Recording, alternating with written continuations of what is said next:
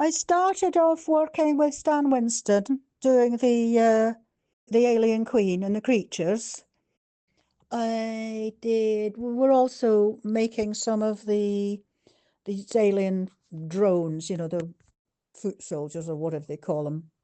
But they were made much simpler. They're just rubber pieces glued onto sort of black leotard spandex catsuits.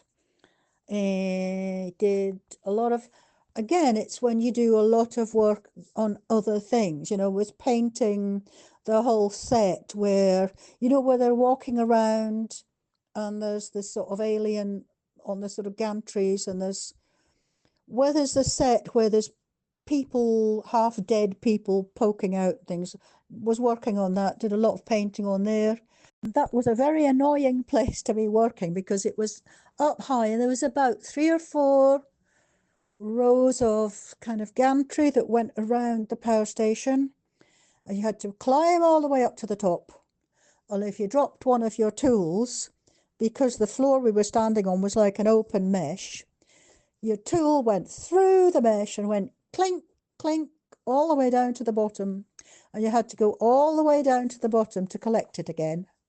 I did the flamethrower gun that Sigourney carries.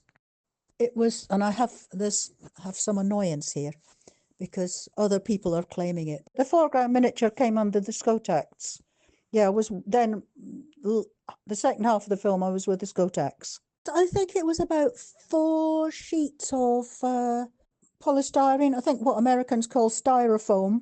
I don't know what they are in America, but they measure 8 feet by 4, usually and those are about 1 foot deep.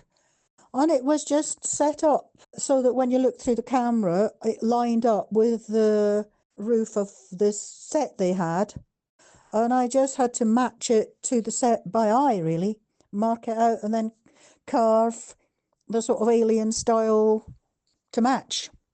A lot of people didn't trust it. I mean, I think actually the Skotax didn't trust that it was going to work. And they said, oh, you have to cover it all with pipes and things. But Jim did trust it, and he was right, and it did work. The third scale, Predator and Sanaa, they were third scale figures. They're for the scene where they come flying out on a sledge or something out of the tunnel. But to start with on the film, we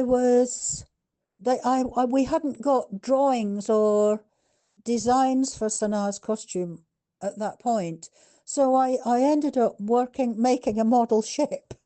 I think, like everything, sometimes you're moulding things for other people, you're painting things.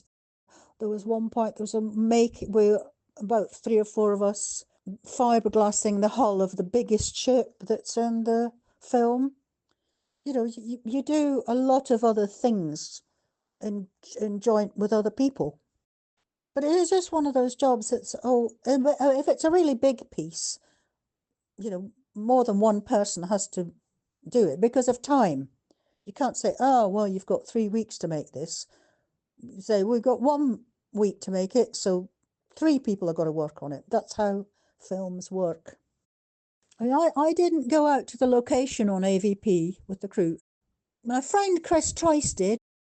He went out on location and was standing by with the models. I knew Bill Pearson for years. I mean, I first worked with Bill on Flash Gordon. I'd see him in the studios, or we'd sometimes bump into each other, or even maybe have lunch, things like that. He's sadly, again, another one that's not with us any longer.